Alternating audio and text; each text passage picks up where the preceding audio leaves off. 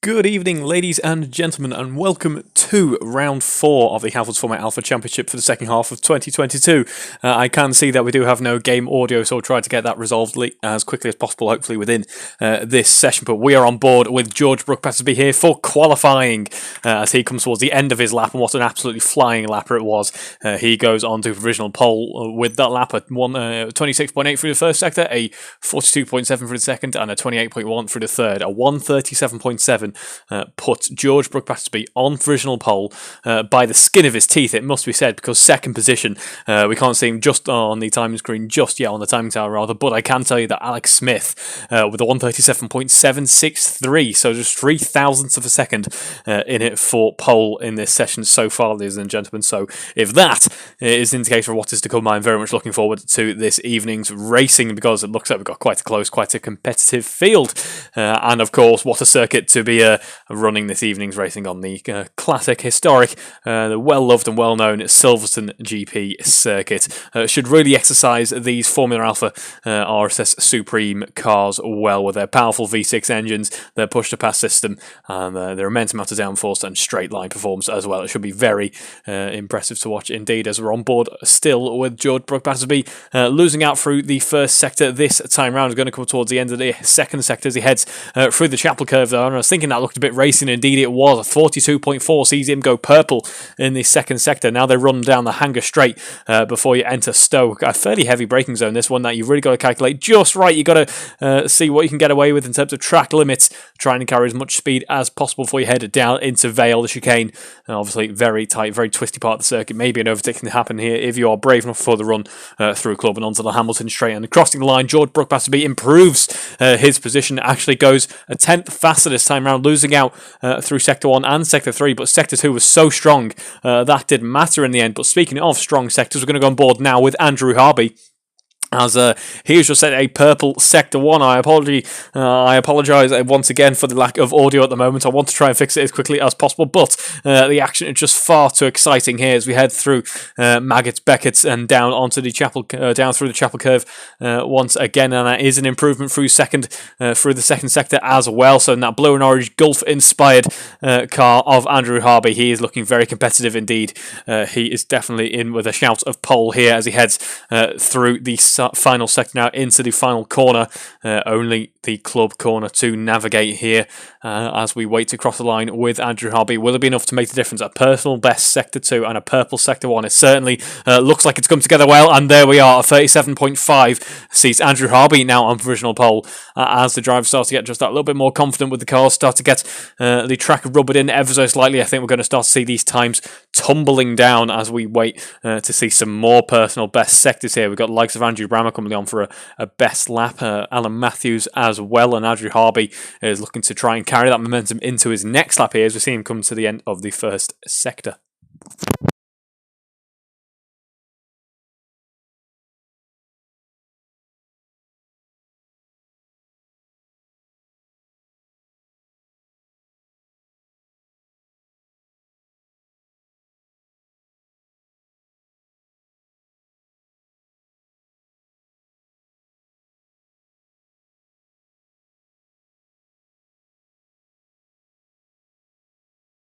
As we do try to get those audio issues sorted. Unfortunately, we couldn't quite that time around, but another very interesting lap from George Brook-Battersby there. He absolutely smashes the provisional pole time there at 137.1, but much like his previous attempt, it was only in one sector. Sector 1 and Sector 2, he lost out in, but perhaps with a bit of bravery through Club and maybe through Stowe as well. He ended up going purple in Sector 3, and that made the difference there. What a substantial difference it did make, because a 137.1 is, well, compared to the rest of the field at the moment, a very comfortable margin indeed. As we wait to see who else will be coming across line in a moment. Barry Clayton has made some nice progress actually as we go on board with him in that very vibrant liveried car there. And we have Andrew Harvey has just entered the pits. Alex Smith currently running in P3. No, we unfortunately can't join him using the inbuilt timing system just yet, but I can tell you he is looking very competitive indeed. And speaking of very competitive, there is a fantastic first sector from Barry Clayton, so I think we're going to stay on board with him as we watch him head through this lap now. Only has obviously 4 cars ahead of him for a bit of a challenge as he heads through Woodcote now and down towards Cops in just a second. There's a little bit of traffic up in front of him, but no major concern yet because they are on for a bit of a charge as well. And it's all gone wrong for Barry Clayton there on the exit of Cops by the looks of things. Maybe a bit too greedy with the throttle, combination of a bit of a curb as well, potentially. But for whatever reason, that has put a bit of an end to Barry Clayton's charge, put a bit of an end to his stint in qualifying at the moment, which is a shame because he was looking competitive. And speaking of competitive, the whole field is really starting to liven up now. As I said just a few moments ago, maybe the track kind of rubbering in, or the drivers start to feel more comfortable. Will Inglis on for a personal best at the moment. Alan Matthews has just gone personal best and gone P4. Alex Smith still on for a personal best apparently. Here, let's see. We can now go on board with him. Yes, we can, and that was a fantastic lap previous time around. 137.72, two personal best sectors towards the end of the lap there. So a very good number of drivers in with a shout here at this qualifying session in Britain. George Brook Battersby fairly clear of the rest of the field at the moment, but the rest of them are all with a shout indeed. Let's watch in the final few minutes who can make the big gains, the big strides to try and snatch that provisional pole away from George Brook Battersby.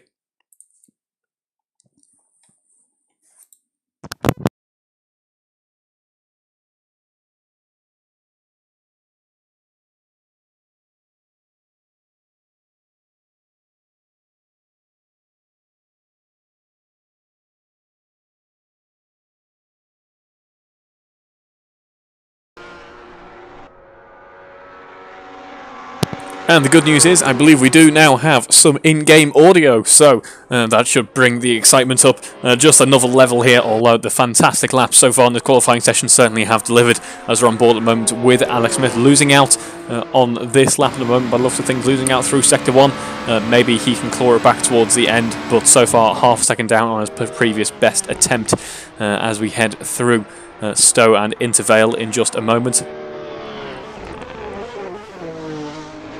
Riding over those curbs there, you see the car darting up into the air. I'm sure the suspension and bodywork engineer is not best pleased with him, nor is the car there, the back end really stepping out, and that's probably going to compromise his next lap as well. He's going to have to really try and make back the time through Sector 1. That car is looking very unsettled indeed. I'm not quite sure why that is, but potentially a bit of a symptom of the issues faced at the end of the previous lap there. That car certainly not looking in a race-ready state, and we see him diving back into the pits there as I've decided to do a bit of UI element feng shui briefly there, but no major ill effects from that. We're on board now with Will Inglis. We haven't seen too much from him in this qualifying session, but he's done a very good job indeed. A 1:38 flat, his best time so far, and it looks to be potentially improving on that as he heads through Sector 2. Is he? No, he seems to be just a little bit slow on through Sector 1, I would say, is what has cost him on this lap as he heads down the Hamilton straight now. Crossing the line is a 1:37.9. So an improvement for Will Inglis, but not the level of improvement that he would have wanted, unfortunately for him. And it is still Andrew Harvey now, actually, who sits on pole. I believe that is because George Brook Battersby has left the session, maybe feeling like he can't quite improve on that just yet with that blistering Sector 3 at 27.8 there. We have no one else close to that at the moment. That is a fantastic Sector 3 time, and maybe he feels like there's nothing more he can do and is just getting himself ready for the race coming up in just a few minutes time. We have just under 5 minutes to go in this qualifying session now, and some people have really done a qualifying stint, it must be said. 10 laps on the board for Alan Matthews. Will Inglis will go on board with someone who isn't sat in the pits, as exciting as the pit lane is. Yeah, we have 10 laps on the board for Alan Matthews, Will Inglis, John Baker as well, and then we have a few people today, no one fewer than 5 laps, which is certainly no mean feat. Andrew Harvey currently in P2 with only 5 laps on the board. Let's see what he can do when he leaves the pits for the final stint in this qualifying session. I'm going to go on board now with Alan Matthews as he has just gone personal best through the first sector, heading through Luffield now on the run down to Cops, of course, made infamous by the events of the 2021 championship, and we wait to see now what Alan Matthews can do through the second sector. Will it be enough to carry him just a little bit further forward in this qualifying session? Of course, it doesn't take much for him to jump ahead of Alex Smith, and then he's I imagine he has his sights set on Andrew Harvey, but it doesn't look like he's going to quite have enough pace underneath him unless he's gone conservative through Sector 2, maybe to try and save the tyres or save himself for Sector 3 coming up now, obviously. About half a second down. We have seen it happen before. People have clawed it back late on in the lap, but I do want to go on board. We'll have to So wait just a moment, because I just want to mention that Alex Smith has just gone purple through Sector 1 with a 26.7. That is a phenomenal Sector 1 from Alex Smith there. So after Alan Matthews' lap, who's just ridden over just a little bit of dirt there, we see Alan Matthews cross the line. What will it be for him? It will be a abandonment from that lap, unfortunately for him. So we're going on board now with Alex Smith, purple through Sector 1. What can he do as we head through Maggots Beckett, that very technical part of the circuit, one of the most infinite parts of any racetrack ever, I would argue, as we see Alex Smith about half a second down on where he needs to be, losing out through Sector 2, but maybe he can claw that back towards the end of the lap once again. A bit of a roller coaster ride, really, in terms of sector times. It seems to be the way to do it so far this evening. Alex Smith just riding a little bit wide. That's probably about as wide as you want to go before the stewards really start to clamp down on how much of the track limit you are taking advantage of. But we see him now heading through the club corner and onto the Hamilton straight. Can Alex Smith leapfrog Andrew Harvey to take second place in this qualifying session? Yes, he can, by 0.03 of a second. That lap came together at the very end. 0.3 of a second down on the pole position sitter George Brook Battersby, but that is a fantastic lap from Alex Smith, and that is going to have Andrew Harvey scratching his head, and likewise Alan Matthews, Willingliss, as well, as we're on board now with Andrew Harvey. It doesn't look like this lap is going to be the competitive one. I can give you a very good reason for that. That's because it's his out lap. Reeve, of course, forgetting that you often have to do out laps once you've left the pits. But now Andrew Harvey has his tyres warmed up and ready to go, and starts his first of what will be the final couple of fast laps in this session. Then heading into the first sector, then you have the likes of Abbey, Farm Curve and Village coming up now, where we have seen many a collision. Before you have the loop, followed by Aintree. I like the Aintree corner. I grew up not far from, in fact I live not far from the Aintree racecourse itself, and then we have the run down the Wellington straight, a perfect overtaking opportunity coming up at the very end of the Wellington straight in the form of Brooklands, where you can dive very late on the brakes, dive up the inside if you're feeling particularly brave, and maybe get an overtake there. Unfortunately for Andrew Harvey, it's not personal best through the first sector, but just like we've seen on a few occasions in this session so far, maybe the end of the lap will provide just a little bit more fruitful for him now as we run down towards Copse, the right-hander here, carrying about, well, we're in the top end of 6 gear, about 170 miles an hour, I believe. That doesn't seem quite right. Is that kilometres an hour? Unless I was just looking at very much the wrong number indeed. I'll have to go on board in the cockpit maybe for someone who is heading through Copse, but that doesn't matter too much now. Andrew Harvey is up on where he needs to be. A personal best through Sector 2 sees him a 10th faster this time round as we head through Sector 3, heading through Stowe now. Could this be the lap that makes all the difference in this qualifying session? Has George Brook Battersby laid on his laurels just a little bit too much, thinking either he's got it in the bag or feeling like he can do nothing more? Andrew Harvey goes ever so slightly wide heading into club there. Will that spell disaster for him now? There's only one way to find out as he heads across the line and he abandons the lap, unfortunately for Andrew Harvey.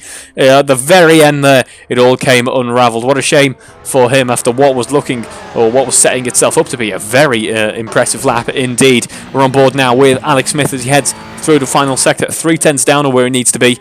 In fact, this isn't the final sector at all, Reeve. This is just the start of the second sector, so never mind there. So it can all look a bit samey sometimes. We're going to try and go on board now with Alex Smith now as he heads through Copse. No, it appears to be at about 170. Very impressive indeed. They're not in kilometres an hour, are they? I think they might be. No, they're not in kilometres an hour. Are they? They must be. They must be in kilometres an hour. Can you tell I don't drive these cars?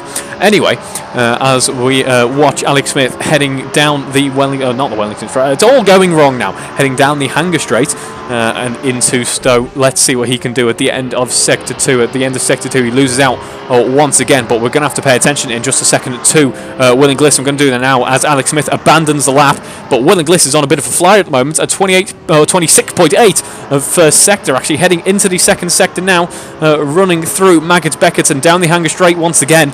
We're on board with Willingliss.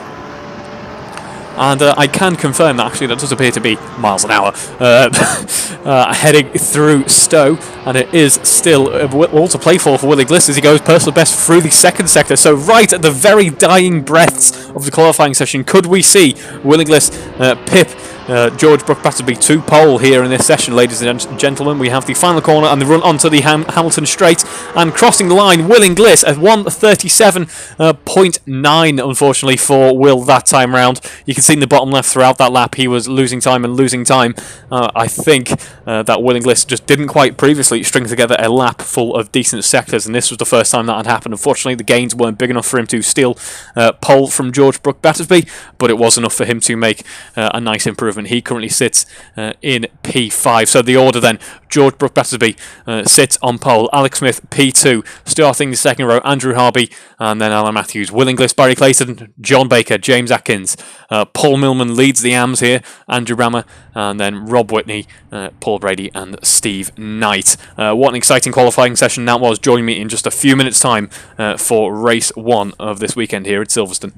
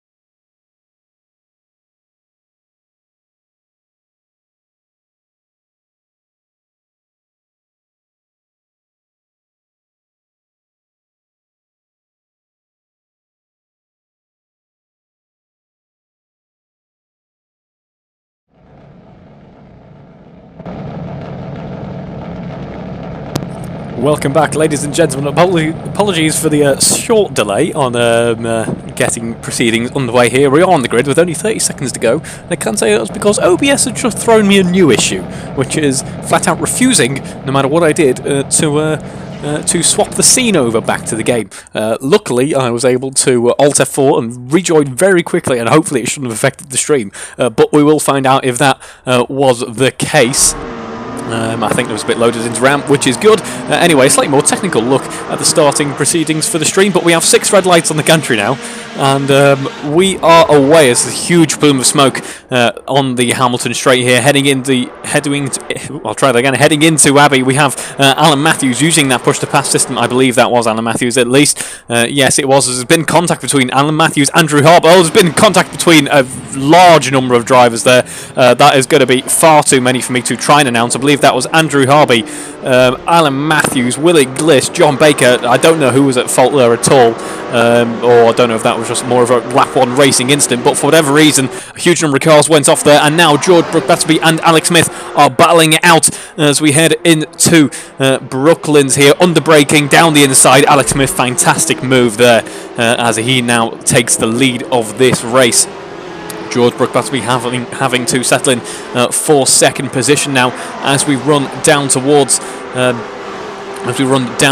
Cops here, as we see Alex Smith doing his best to try and break the toe of that car behind, but that has just allowed George Batterby to actually do a very good job of keeping up the hand. He's slowly but surely gaining. Let's see as they head through Maggots Beckett. Maybe a difference in setup could be helping one driver or another. We'll have to work that out in just a few moments' time, as someone's having to dive into the pits. And unfortunately, that is Paul Millman, who I believe has had enough.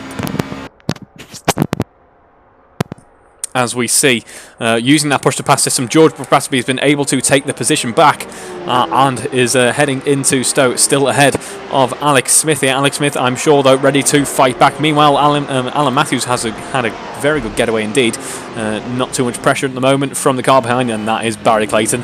It always seems to happen. Barry Clayton and Alan Matthews find a way to battle each other in the middle of a race, and I'm very much looking forward to seeing those two competing once again. But Alex Smith now, as we head through to the farm curve and the village complex coming up in just a second here, about 0.7 of a second separating these two cars.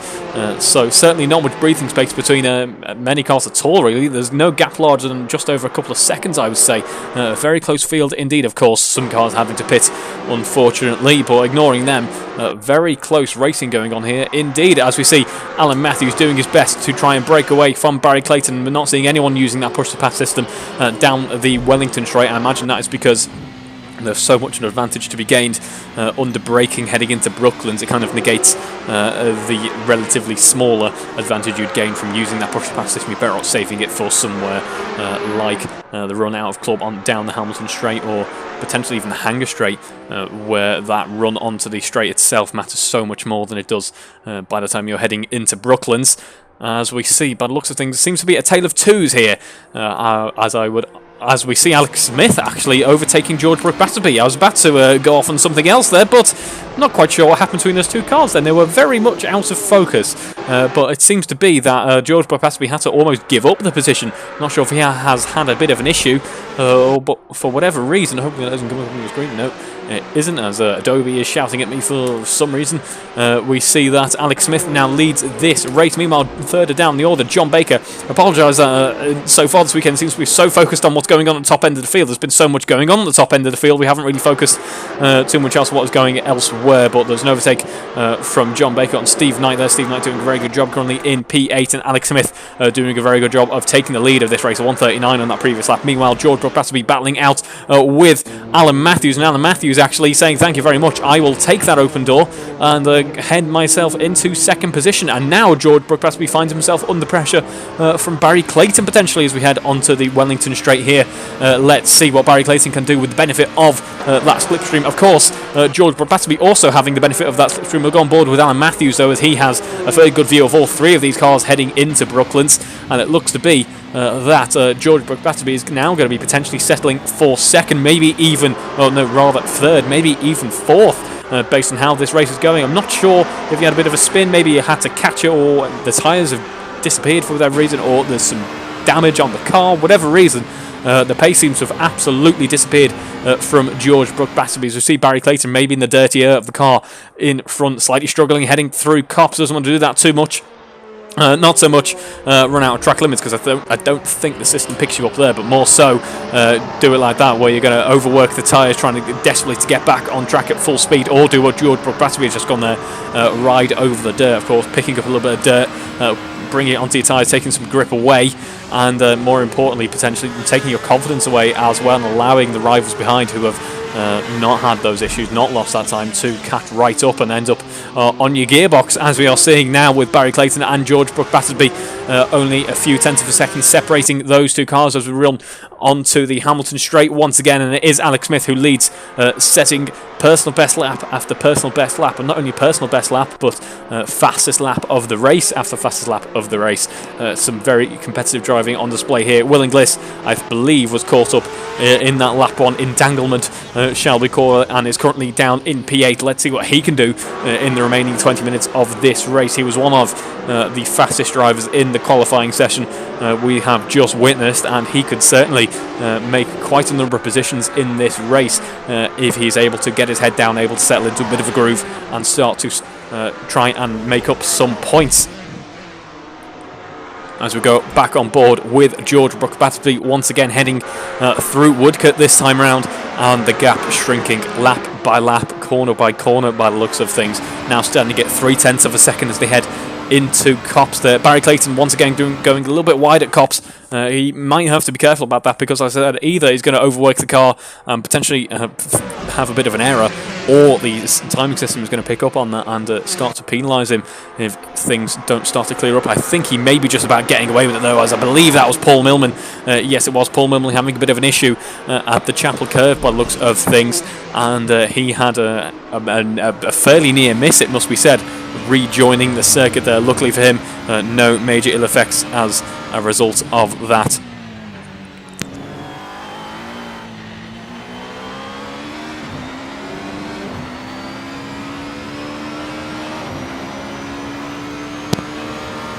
As we go on board now with Rob Whitney. Rob Whitney currently leading the AM running. This will do wonders in his championship charge, as he has a couple of cars to company there. He has the likes of John Baker and Will Inglis as well, currently running in P6 though. Rob Whitney, maybe a bit of a cork in the bottle for the likes of John Baker and Will Inglis, as Will Inglis goes up the inside. Unfortunately, John not quite positioned in the correct manner there, and has lost 2 positions as a result of it. And may make that 1. No, that is going to be 2 actually, because he can't quite find a way past Rob Whitney just yet. He needs to be potentially just a little bit braver, a little bit more bold in just darting over to the right, over to the inside. Of course, he doesn't want to risk a collision with Will Inglis, so it doesn't matter in the end though, because Rob Whitney, of course, very graciously and in a very sportsmanlike manner conceding the position to the pro runners there, and it is P8 for Rob Whitney at the moment, but still in the lead of that AM race, a position ahead of Steve Knight. Steve Knight seems to be doing very well here indeed, currently running P9, and with this will help him get some points on the board.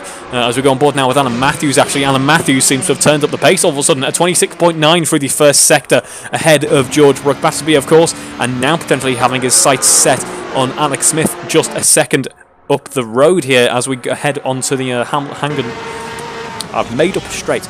As we head onto the Hangar Straight, 0.9 of a second separating him and the race leader at the moment. Although George Brooke-Batterby seems to be clawing it back. George Brooke-Batterby now back on the charge. Maybe the car feeling a little bit happier. His confidence coming back potentially. But for whatever reason, he has just posted a purple Sector 2 to rival Alan Matthews' purple Sector 1.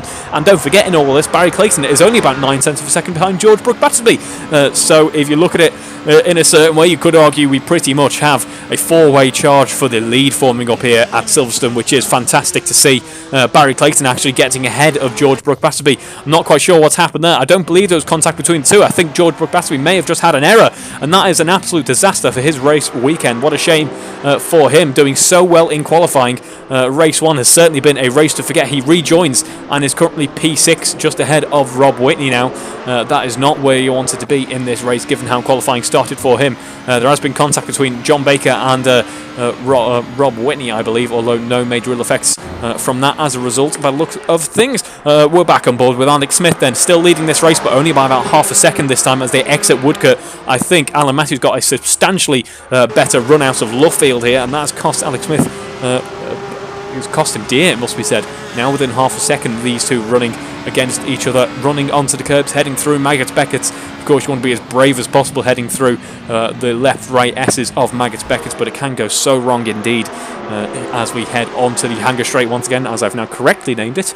And Alan Matthews is gaining, using that push-to-pass system there, and takes P1. But fighting back, Alex Smith, there's a bit of a switch around there, goes up the inside, late on the brakes, and they are still side by side, heading through Stowe now. It's only the run down through Vale into Club in just a moment's time here. But all this battling has brought Barry Clayton back into contention. Late on the brakes, that costs Alan Matthews dearly. He takes the position, but has to fight, has to basically swap around with Alan Matthews. Does Alex Smith. Alex Smith contacting Alan Matthews, actually, I believe Alan Matthews more so contacting Alex Smith on the go around there. And now Alex Smith leading this race once again. Alan Matthews only 2 tenths behind, and then Barry Clayton only 2 tenths behind him, so the order hasn't changed, but it was certainly an exciting way to navigate the Sector 3 of this British circuit as we head on to the long back straight once again, well, one of the back straights once again now, the Wellington straight this time round, and Alan Matthews is oh so close to Alex Smith once again. Barry Clayton just that little bit further back. Maybe we might see some more bravery on the braking.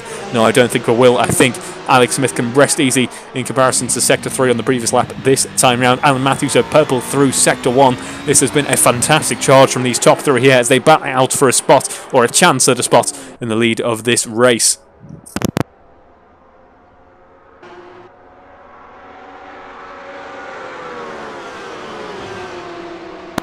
Heading down towards Maggots Beckett's once again. Of course, the run out of Maggots Beckett's is where it all went wrong for Alex Smith on the previous lap. Let's see how it goes this time round, as he seems to be gaining time actually on his nearest rivals. Will Inglis getting the overtake done on Andrew Brammer. Andrew Brammer quietly having quite a nice race here, it must be said, currently running in P5, as there seems to be quite the train forming up behind Will Inglis now. Andrew Brammer looking quite ready to get the overtake done, but George Brook Battersby really eager, of course, given how the race started for him, to try and claw back some positions, maybe fight for a spot on the podium if he can, although 11 seconds behind rather, going to have his work cut out for him. As we run onto the Hamilton straight, once again it is still Alex Smith who leads with a 1:38.7 this time, so the lead is really picking up the pace now.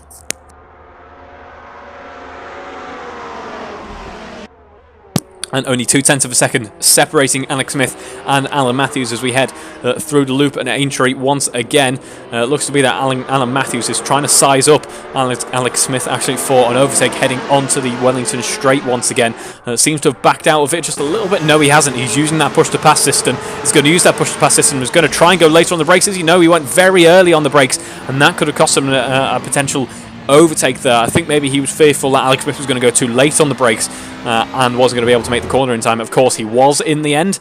He has had a good run through Luffield, though. This is where we saw Alex Smith suffer on just a few laps to go, and he seems to have done so again, actually, as they are now side by side heading into Copse. We've seen this go wrong before in the real world. Unfortunately, luckily for these drivers, it didn't. But I tell you what, look at the speed Barry Clayton was carrying through Copse there. The battling between the two front runners has cost them dearly in pace, and has allowed Barry Clayton heading through Maggots Beckett's to be right up there with the front runners, be right up there with Alex Smith, and is now running in P2. What a fantastic bit of racecraft from Barry Clayton there as he heads down towards Stowe once again. They are near enough 3 wide there actually, and I believe Barry Clayton has hanging it round the outside, carry a little bit more pace through the corner, and now finds himself in the lead of this race. A fantastic bit of overtaking execution from Barry Clayton there, judging it absolutely perfectly, and now finds himself with a spot in the lead of this race. Of course, for how long will that be though, because the 2 cars behind are absolutely charged up and ready to pounce at any time there. They are so ready to try and get this move done as we head down towards the village corner once again. Only 5 tenths of a second separate or covering the whole of the top 3, covering the whole podium even, and that is it's chopping and changing as we head through the corners, but it is oh so close between these 3 front runners. This time it's going to be Alex Smith who tries Alan Matthews' trick of the push to pass system. Maybe he can combine that with a bit of a late braking as well. Can he? I think he may just about have done so. No, he doesn't though. A perfect defence from Barry Clayton rather was not enough for Alex Smith in the end. It is oh so exciting between these front 3 cars. It keeps changing constantly. Alex Smith, who looked to be only just about side by side heading into Brooklands, has now found a way past as they head down through Luffield, heading into Copse now. it is Alex Smith who leads once again. This is fantastic between these three cars. Barry Clayton now in P2 and Alan Matthews now in P3, separated by about a second. It begs the question, how long can these three battle for before the tyres, before they start to give up and start to make mistakes? Of course, we know the likes of Alex Smith, Barry Clayton and Alan Matthews have been embroiled in some of the most intense battling we've seen in the AROC Racing Leagues, so I have no doubt they could do this for longer and longer, as we now see that under braking through Stowe. I'm inventing a driver once again. Alan Matthews just about keeps hold of it and nearly get the back end stepping out there, and he nearly found himself facing the wrong direction in the middle of the British countryside. Has lost a bit of time as a result of that, luckily able to carry on. Meanwhile, Barry Clayton finds himself back into P1, very much under pressure from Alex Smith though. Just look at how close their lap times were that time around. Only 0.4 of a second separating them on that occasion. It must be said, a fantastic best lap from Barry Clayton, a 1:38.4 sees him go fastest in this race so far, and there's only 0.3 of a second separating these two. And once again, Alex Smith is going to jump on that push-to-pass system and try and find a way past, heading into Brooklands now.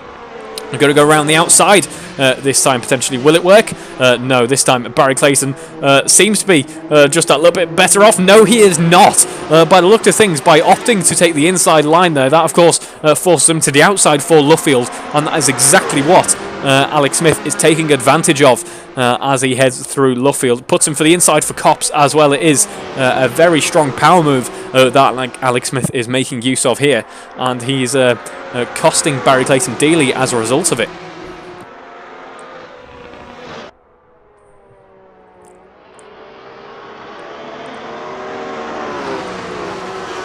As we see further down the order, Paul Brady and John Baker battling it out. Here, Paul Brady up into 8th position. He is in the AM running as well. Is currently 2nd in the AM running and is closing up, very much closing up on Rob Whitney. But I just have to go on board with the front runners once again, as we see Barry Clayton and Alex Smith battling out on the exit of Stowe. This has brought Alan Matthews back into contention. It's all gone wrong for Barry Clayton. Contact between him and Alex Smith sees him dropping down into 3rd. He looks like he's going to be able to rejoin in time. It's only going to be a few seconds ahead of, as if I can get my words out once again, it's only going to be a few seconds ahead of George Brook Battersby though. That is a disaster for Barry Clayton in this race. I think there was just about, or maybe there wasn't, it was so marginal as to whether or not the door was open, as to whether or not there was room for a car there.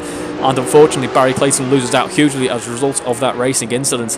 And Alex Smith now finds himself in the lead of this race, but under pressure from Alan Matthews. We have under 10 minutes to go in this race already. Can you believe just how fast it has gone as we head into Brooklands once again? But it's going to be just that little bit easier for Alex Smith this time, as he doesn't have Barry Clayton to battle. What a tragic event to unfold here. For just £2 a month, you can donate to the AROC Racing Leagues to make sure that Alex Smith has a Barry Clayton to battle.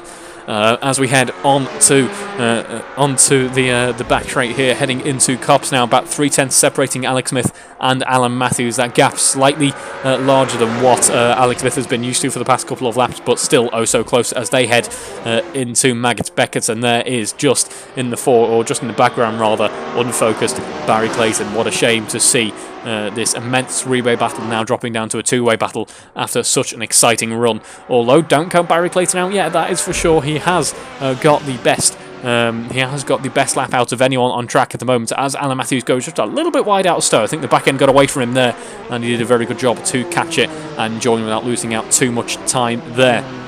But we'll see now with Barry Clayton as he crosses the line. What type of pace is he demonstrating at the moment? Let's see if he's still within a shot of fighting for a higher spot on this podium at the moment. He goes fastest. He's very much charged by the events that have unfolded over the past couple of laps. The roller coaster of emotions that he has experienced from leading this race, the threat of 4th, a 1:38.3 this time round. Phenomenal lap from Barry Clayton, given he will be on older tyres. The fuel load, of course, getting lighter lap by lap. But older tyres that have experienced a bit of a spin as well. That is fantastic for Barry to be now within 3 seconds of the leaders of this race. Of course, the leaders who are currently busy trading positions heading into Brooklands. It is Alex Smith who leads once again for a second. Alan Matthews was threatening to get the overtake done, but Alex Smith seems to be the master of stealing the position heading into Luffield. Of course, Now that brings Barry Clayton somewhat back into contention. If we compare his pace at the moment, I'm going to do some very quick napkin maths here. A 138.3, if you can stay within the low 138, there's 5 minutes to go in this race compared to the higher 138s or 140s. By the end of this race, we could see that Barry Clayton is very much on the rear wing of Alan Matthews. I'm not saying that's a given, but certainly don't count him out yet, as we see the gap between Alan Matthews and Alex Smith now standing at about half a second, as we see the push-to-pass system being deployed on Alan Matthews' car as he tries every trick in the book. And meanwhile, we're going to go on board with Rob Whitney, who has lost out to Paul Brady. Paul Brady now leading the AM race. A fantastic drive for him so far in this race season. P6 on the road and leading the AM running. So, as I've said, congratulations, Paul there. Rob Whitney currently in P2. Steve Knight P3. And then, unfortunately for Paul Millman, we have him down in P4 in the AM running, unfortunately for him. Which is a shame, of course. He can rest easy knowing that he has a fairly substantial lead in the AM Championship. As we see, the fairly substantial lead Alex Smith has not enjoyed, and now we see Alan Matthews potentially enjoying the lead, although he's gone wide. He's gone wide there, and that is going to cost him big time. In fact, losing time to Barry Clayton, the car behind. Barry Clayton now within now just over a second from the leader of this race, Alex Smith. In fact, his gap between Alan Matthews and himself is smaller than the gap between Alan Matthews and Alex Smith. So Barry Clayton, that impressive pace on display, has brought him right back into contention. Alex Smith then leading this race as he has done for a good few laps, not very long consistently, because the battling at the front of the field has just been so intense, as it looks to be carrying on just that little bit more, as we see Rob Whitney, I believe, having an issue there, now dropping down to 10th, conceding second place in the AM running to Steve Knight, and this will do wonders for Steve Knight's championship, likewise for Paul Brady as well. Unfortunately, Guy Swarbrick not competing this evening.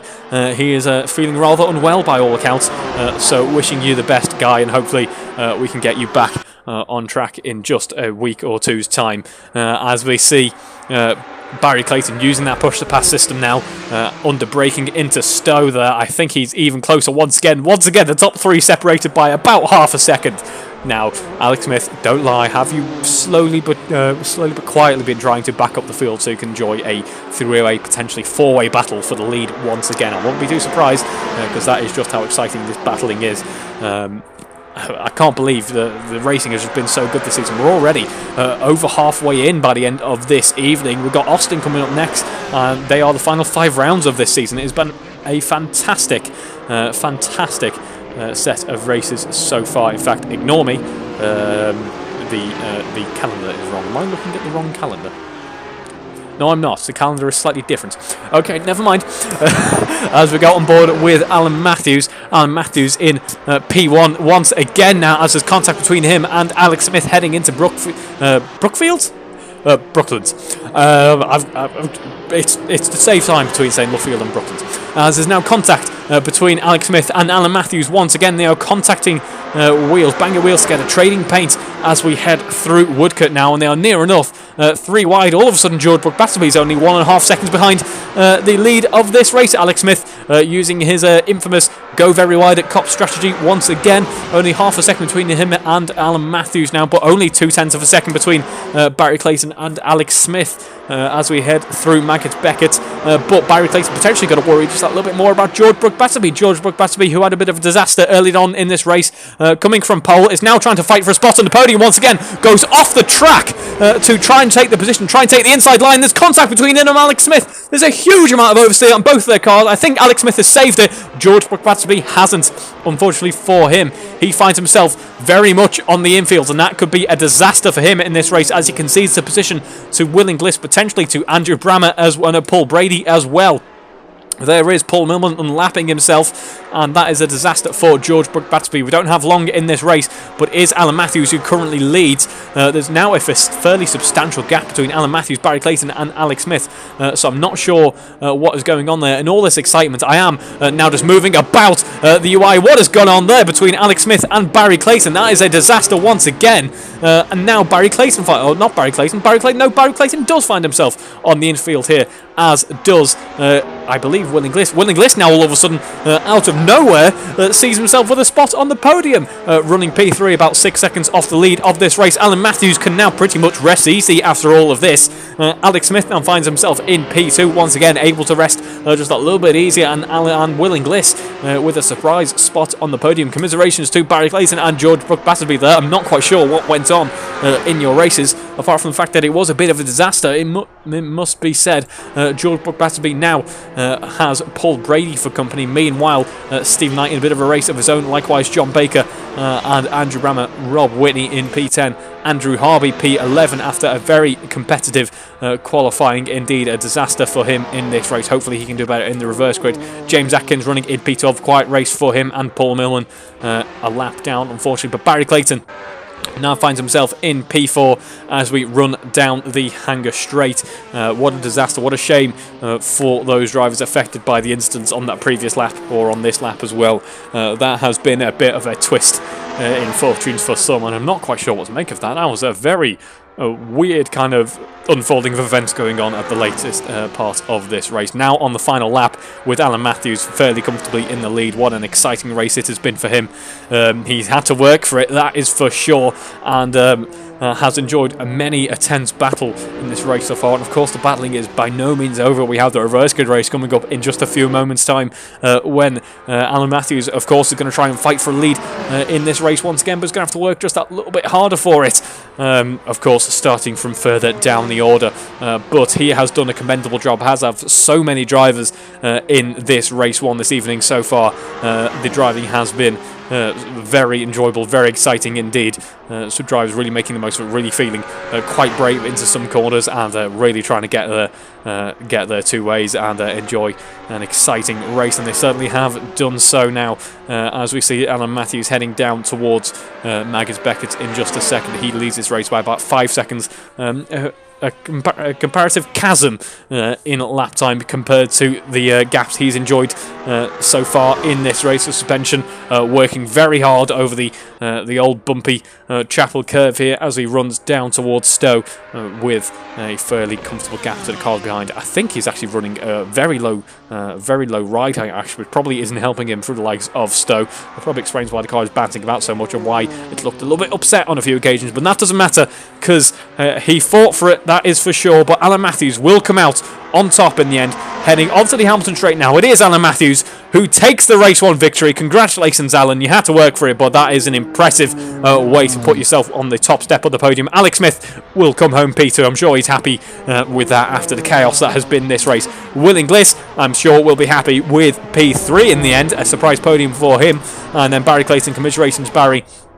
At the very last moment, it all came undone. Likewise for George Brook Batterby, what a roller coaster this was. It looked for a second like he was in a shout of the lead of this race, after, of course, suffering issues from the lead earlier on.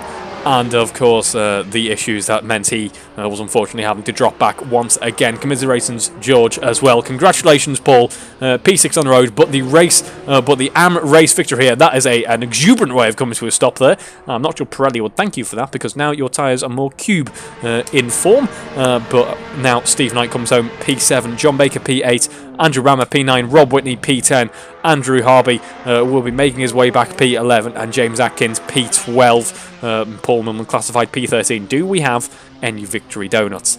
That is, of course, what matters. We have some victory lockups from a couple of cars by the looks of things, which is a new one. Some overcooked donuts in the forms of your tyres, potentially. But there is Andrew Harvey coming home to take P11, and then James Atkins will be coming home P12 in a moment. So that has been an exciting way to start the racing action here at Silverstone. Of course, it's only halfway through though. We have race 2, the reverse grid race, coming up in just a few minutes, so don't go anywhere. I'll catch you in just a second.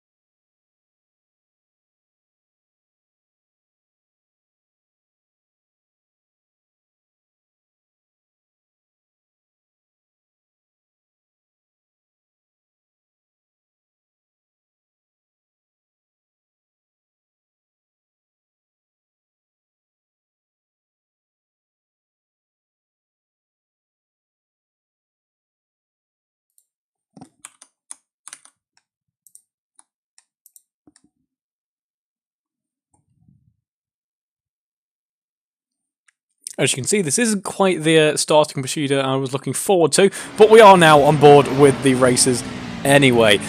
So we wait to see who is where, and there seems to be a fairly substantial impact between a couple of cars by the looks of things. I do apologise for the delayed start there. We had a couple of issues getting into the server, but I can tell you it is Andrew Harvey who leads this race at the moment, using that push-to-pass system to try and break away from the rest of the field. James Atkins in P2, a turnaround in fortunes for him given how last race went, and John Baker P3. Alex Smith has already found his way up into P4. Andrew Rammer P5, Will Inglis P6 at the moment, Paul Millman P7, George Batterby P8, Alan Matthews P9, Rob Whitney P10, Paul Brady P11, Steve Knight P12, and Barry Clayton P13. He's not had a start to remember by all the looks of things.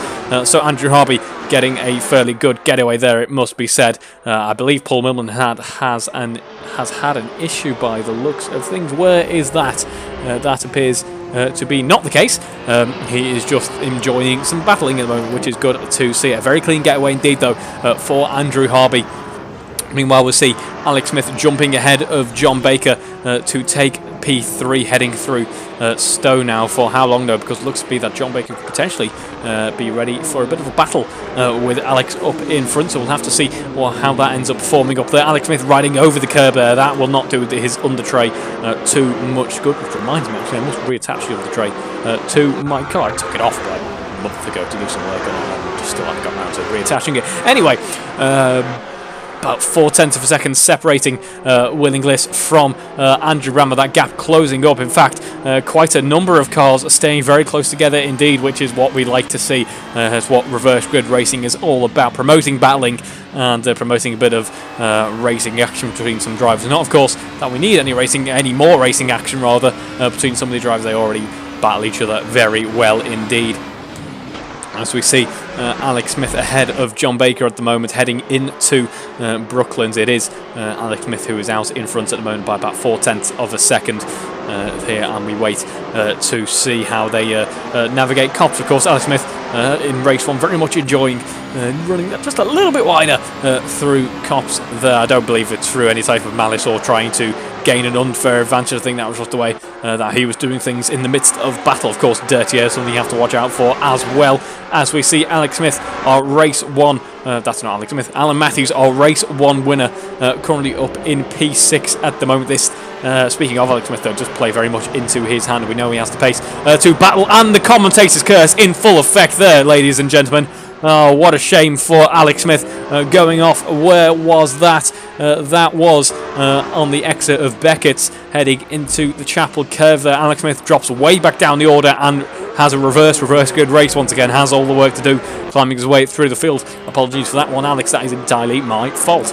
As we see Andrew Harvey busy setting the best laps of the race so far. I believe there's been a few more cars involved in contact there. That is Steve Knight and Paul Millman as they get out of Alex Smith's way there. So a bit of a disaster on this lap for the AM runners as well. As we head further up the order, George Batterby having to actually enter the pits. And what has gone on for James Atkins there? That's a new one. That is a bit of Formula Alpha ballet.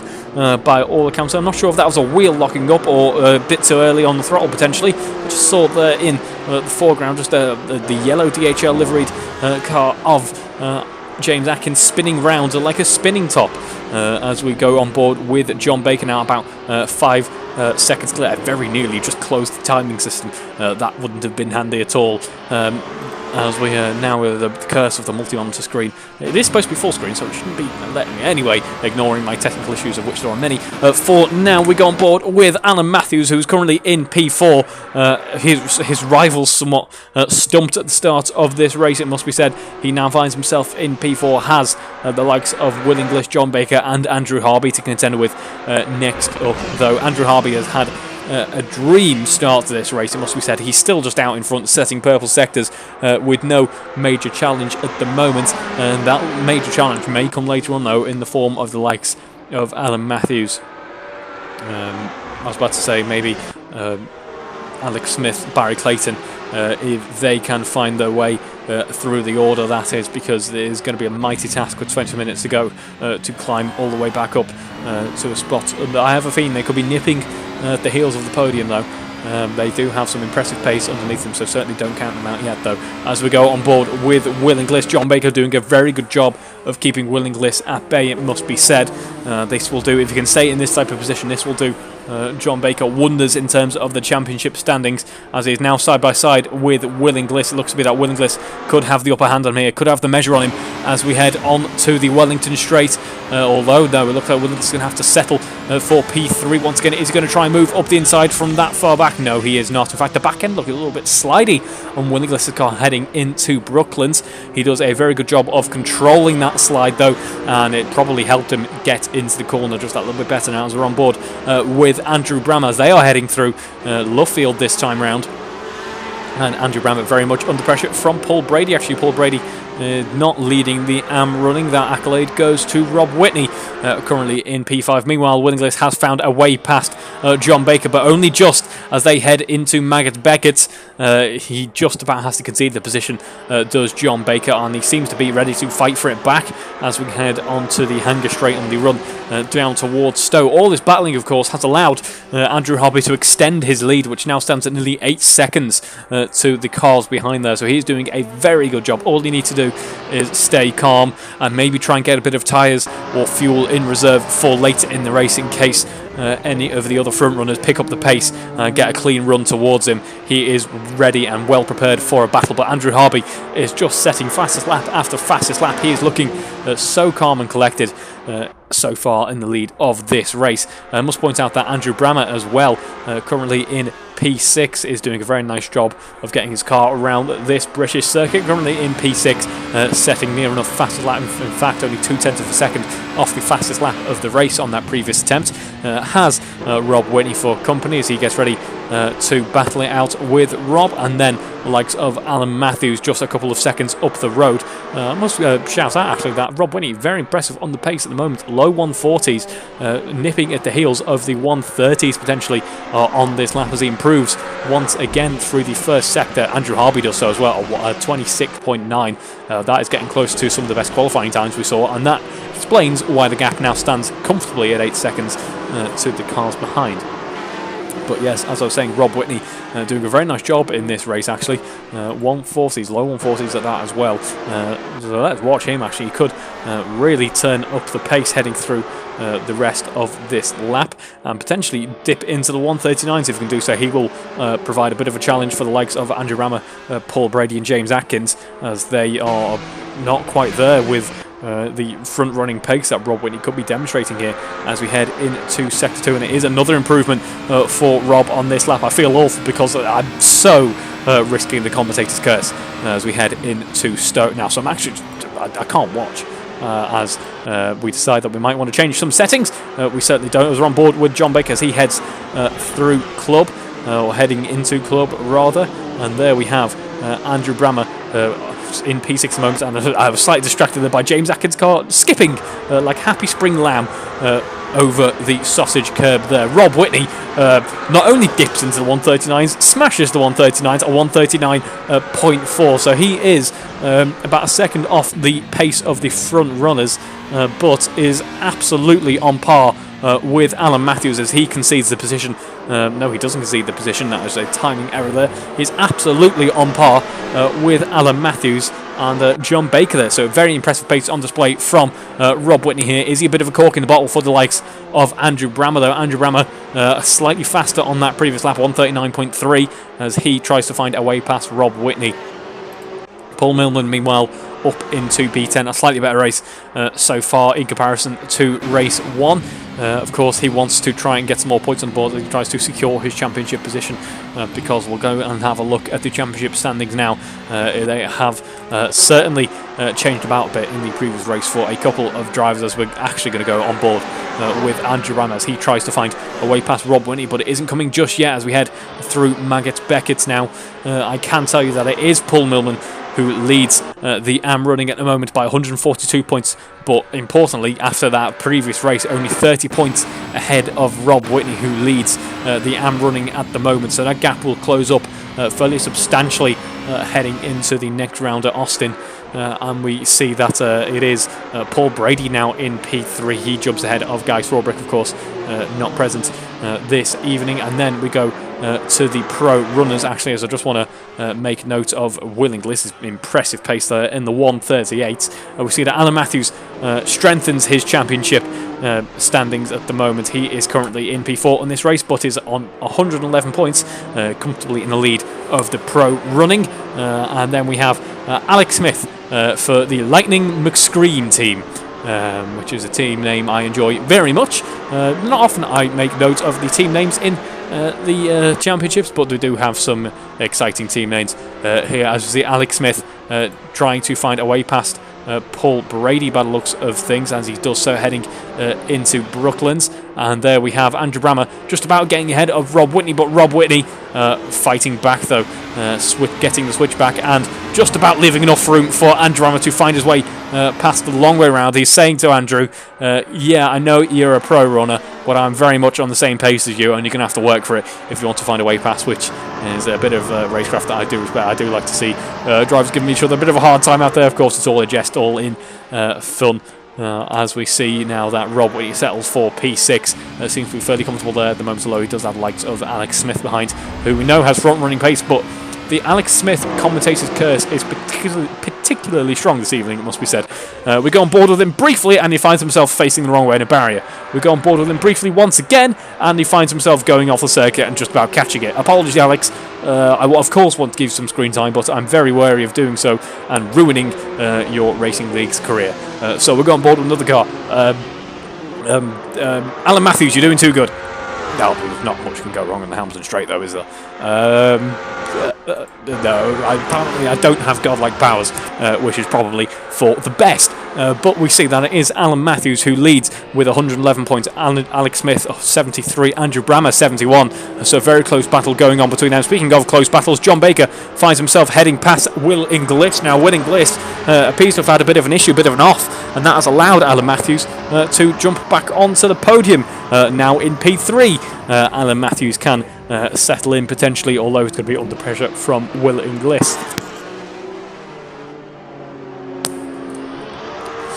Alex Smith then in P6 at the moment has Rob Whitney for company, as Alex Smith now overtaking Rob Whitney actually and settling in to P6. I said he could be nipping at the heels of the podium potentially later on in this race, and we have covered about 10 minutes since I said that at the 20-minute mark, and he is now in P6 already from P10, so we could see him with just a couple of overtakes getting ready to challenge for a spot on this podium, as Will Inglis finds his way past Alan Matthews by the looks of things, or no, is still battling it out with Alan Matthews, and settles in for what will be another battle, another lap of battling here at Silverstone.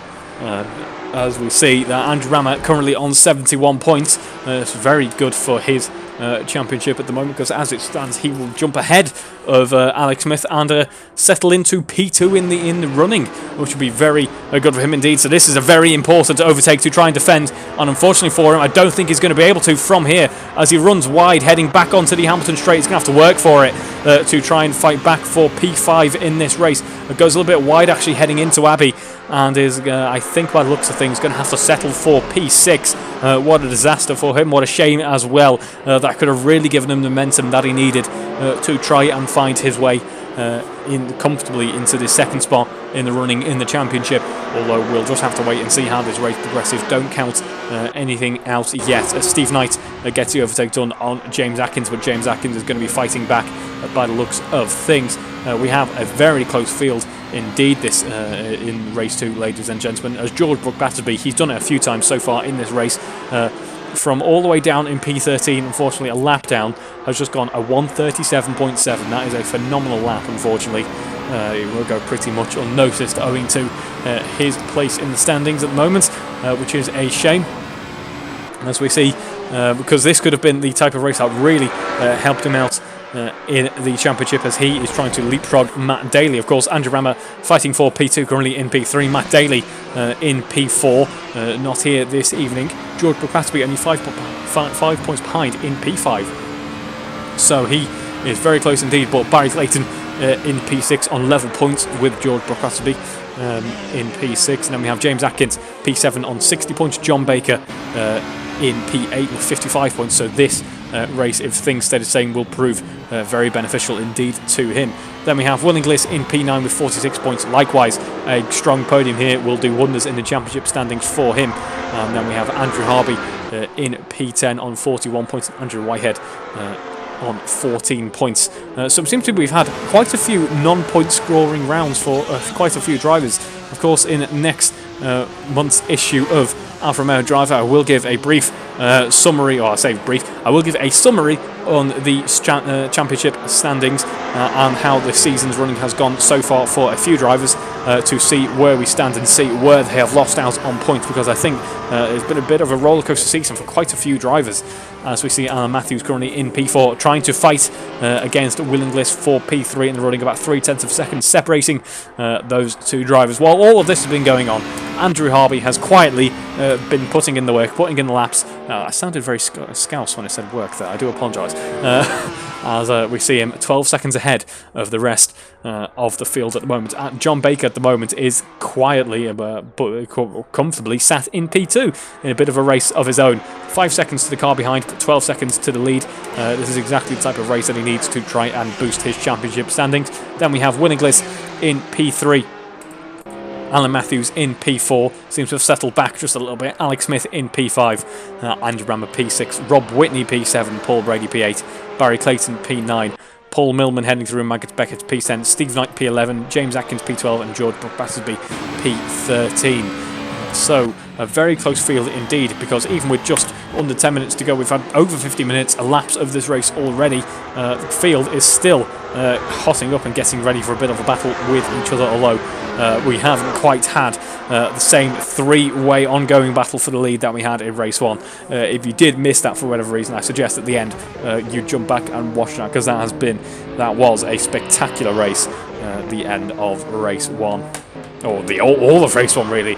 It was spectacular, and it has been a bit of an unfortunate start for some drivers in this reverse grid race 2, but it has allowed some other drivers to shine, which is what we'd like to see, is the point of the reverse grid race. I have of course acknowledged that is 170 miles an hour. It is MPH on display on the driver's steering wheels, not kilometres an hour, because that makes sense. The cars aren't going 60 through some of these bends. They are far too capable and far too powerful for that. And of course we are British. We use Imperial for something, just not others, of course. As we see Barry Clayton finding his way up into P8 now, battling out with Paul Brady as we head into Cops. And Barry Clayton actually is going to have to work for a bit. I think that was just a bit of a timing glitch.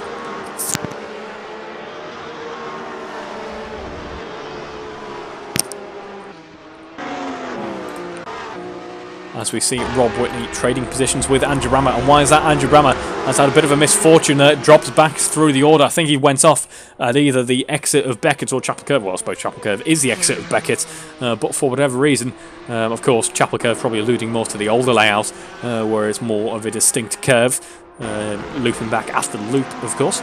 But that is a disaster for Andrew Brammer, who now drops down into P9, and any hopes of fighting back against Alex Smith in the championship standings are probably kind of packed away neatly now. In fact, he may have to worry about the likes of Barry Clayton, potentially. No, I think he'll be just about clear of Barry Clayton, but this won't have helped Andrew Brammer in the standings, when this was a race that really could have had quite the number of benefits for him. But we do have just such a close field. We have only 13 points separating P2 down to P7, and in fact only 18 points from P2 down to P8, so a very tight, compact and competitive field through the running so far this year, through the season, which is good to see. Can you believe we are so close to the end of 2022 already? We are halfway into the second half of the year's running, so we're 3/4 of the way into the running, if you will. I can't believe how quickly 2022 has gone, but I can't believe how quick this race weekend has gone either. That's what such impressive battling will do. as we see Paul Brady currently in P8. He has done a fantastic job in the AM running. We have to go on board though with Alan Matthews. The commentator's curse, not quite in effect there. I won't blame myself for that one because the issue already happening earlier on, but there seems to be a bit of contact potentially between Will Inglis and Alan Matthews for whatever reason. That nearly caught Barry Clayton now. Alan Matthews drops down to P5. All that chat I've just had about the championship standings pretty much goes out the window because it all changes now. As we see Alex Smith into third position. He has had a phenomenal recovery in this race. I said he's going to have his work out for him as he has to climb his way back from P10, but he has delivered. He has now found himself a spot on the podium with a bit of work to try and catch up to John Baker in P2, which is exactly what John Baker wants to hear.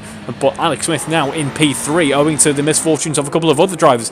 That is Rob Whitney leading the AM race in P4. What a fantastic drive he has had so far. Has been really on the pace, been really on the ball in this race 2 at Silverstone. Seems to be dropping off a bit at the end of race 1, but has really come back with a bit of a punch as well. Hovering around the mid 139s throughout this race by lots of things. Has had some really consistent and excellent racecraft. Looking actually as his safety rating is currently on a B, and I don't think he's too far away, potentially, especially if he has a couple more good races like this. I don't think he's too far away from a promotion to the pros if things play out well for him, which would be very nice to see, although I am sure he'll miss out somewhat on some of the excellent AM race battling that we get to enjoy. Alan Matthews then finding his way back up into P4, recovering somewhat from that disaster just a lap ago.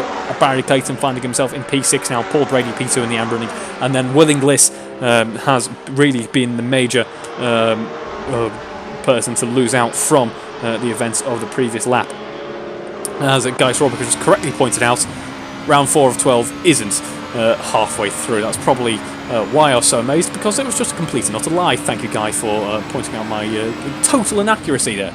As we go back on board with Alan Matthews now heading into the final complex of corners at the end of the lap, about 6/10 of a second ahead of Rob Whitney here. As he's going to have his work out for him as he wants to try and catch back up to Alex Smith and charge towards that podium once again. Now we compare their pace at the moment. It is on the previous lap at 1:40.3. I think that was a bit of a misnomer though, compared to Alex Smith's high 1:39s with just under 3 minutes left on the timer. It will be quite the challenge, quite the feat indeed if he wants to try and put some pressure on Alex Smith for a spot on the podium. But we have seen more interesting things happen. Just look at the end of race 1 where it seemed to be a bit of I had word soup because it was brain soup as to what was going on basically at the end of race 1. A couple of odd incidents, shall we say. I think a few people just kind of having a bit of an end of race spin at the very end of the 25 minutes of running here at Silverstone, and it all happened at once, which was quite interesting to see. Of course, I will benefit, as a few of you will in the Facebook group, will benefit from watching some of the replays from on board the cars, where we'll have a clearer idea of what went on. I'll have to invest in a bit of a Skypad style thing to try and do a bit of a race recap. That'll be. Let me know if you'd be interested. You can see that. That'll be quite fun, I think. But speaking of fun, the battle going on between Paul Brady and Rob Whitney seems to have come to a bit of a close, unfortunately, because there is a bit of a stopgap in the way, and that stopgap is Barry Clayton. Barry Clayton currently P6 in the running. He can take some solace away from this race. Of course, it is a reverse grid race, so you start from quite far back in the running if you've done so well in the previous race.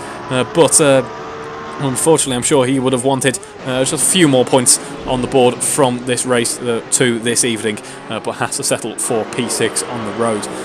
Meanwhile, Paul Brady seems to be under pressure from Will Inglis. Will Inglis obviously wanting to try and find his way past the AM runner there.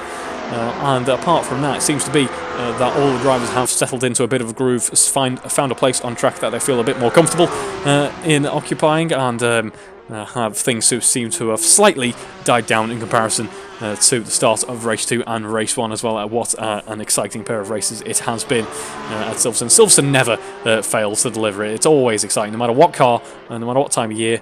It always is a very exciting circuit to enjoy some sim racing action at, as we see Will Inglis now finding his way past Paul Brady there. And there is Andrew Rammer. Andrew Rammer doing so well in this race, unfortunately losing out but a few minutes ago. And there is a substantial lockup for Barry Clayton. Paul Brady. Substantial lockup for him there. I'm not sure what went on. We're just testing the brake pedal out. It is still working. It is still there. Which reminds me, actually, my G920's pedal is no longer working. That is, of course, only one of many reasons I don't compete from a car.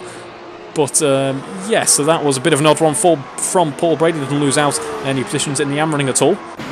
As a result of that, of course, as the time gets closer to 0. I just want to point out, actually, he is a lap down, but setting some of the absolute best laps we have seen so far this weekend. George Battersby with a purple sector 1 at the moment, heading into Maggotts Beckett's, is absolutely flying about from a lap down here as he comes towards the end of sector 2 in just a second. I think we could be on for a bit of a fastest lap charge from George Battersby here, so we may stay on board with him ever so slightly. He loses out through sector 2 actually, but I am very wary I should go and join the action at the front end of the field, but enjoying very much a competitive lap from George Battersby here with no major stopping in the form of traffic here as he dives on the brakes, the brake disc glowing red hot into the final corner here. A bit of a snap from the back end and the run onto the Hamilton straight once again for George Battersby, a 137.72 beat and a 138.2 that time round, unfortunately losing it towards the end of the race as we will go back on board with Andrew Harvey. What a fantastic race he has delivered so far, leading from pretty much start of the race. Of course, he very well could have led from the absolute start of the race. Unfortunately, I was unable to quite join that in time, but we see Andrew Harvey now running down the Hanger straight with 13 seconds between him and the rest of the field. It has been a fantastic drive for him, a real race winner's, real championship contender's drive here, it must be said. It should, as we've already explored, doing wonders in the championship standings. He is currently, where is he? He's currently P10 on 41 points, so this will bring him right into the midfield action as we head onto the final lap in just a moment's time now, heading through the club and onto the Hamilton straight for the final time in race conditions this evening. Of course, we have one more, but that'll be more of a celebration for Andrew Harvey after what has been a fantastic race in that blue and orange Gulf-inspired car, that number 57 car there. If I can, maybe I need to go to Specsavers. We go on board with John Baker, currently in P2 at the moment. No major challenge for much of this race. Actually, he has settled into P2 nicely. Has been a bit of a dark horse in this race, it must be said, has John. And likewise for Alex Smith, a bit of a dark horse after many might have, including myself, to be honest, potentially written him off earlier on in this race, but he has fought back and capitalised on other people's misfortunes and found himself in P3 with a spot on the podium. A fantastic drive from Alex Smith. And then we have the midfield. There we have Alan Matthews as well, settling into P4 in the end. An impressive weekend from him, a very well-deserved victory in race 1 and good points on the board from race 2 as well. And then we have a very close midfield actually, as Will Inglis and Barry Clayton are battling out. I'm very wary of the fact that Andrew Harvey is currently heading through Maggotts Beckett's, and in just a few moments' time will be coming home to take the race lead, or the race victory rather, if all things go his way, as we see James Atkins entering the pit. I know you said Jack Aitken then. That would have been a surprise substitute driver there. But we see the battle going on between Barry Clayton and Will Inglis as we run on to the Hamilton, not the Hamilton straight at all. God, I am absolutely losing my marbles toward the end of this evening. Heading into Maggotts Beckett's now then, and it is Will Inglis and Barry Clayton battling out as we go on board with Andrew Harvey as he comes onto the Hamilton straight and takes the race to victory. Congratulations, Andrew Harvey, for a very well executed reverse grid race. Fully well deserved, full points well deserved there. And then John Baker coming home to take P2 in this race. Once again, excellently executed race and deserves all the points that you will receive. And then Alex Smith fighting from further down the order to take home the bottom spot on the podium. Congratulations, Alex Smith. Congratulations, Alan, for P4 there with a huge lockup. And then we have Rob Whitney coming home to take the AM race victory and P5 on the road. Barry Clayton P6, Will Inglis P7, Andrew Brammer P8, and then Paul Brady P9. God, we had quite a number of cars coming home all at once there, which is what we like to see. It shows it has been a very competitive and very enjoyable race indeed. Paul Millman will be coming home P10, Steve Knight P11, James Atkins P12, and George Battersby classified P13 there after what has been a disappointing weekend for him. I believe we have some victory donuts, if I can find them. No, I think we just about missed out on them. And maybe there were victory donuts, more victory lockups. They seem to be in fashion so far this weekend. Turning your tyres into squares or 50p pieces seems to be the name of the game this evening. As we see, Steve Knight will become, or has come home, P11, and then James Atkins will be classified P12. There we have some donuts. Thank you, Alan, for responding to my calls there.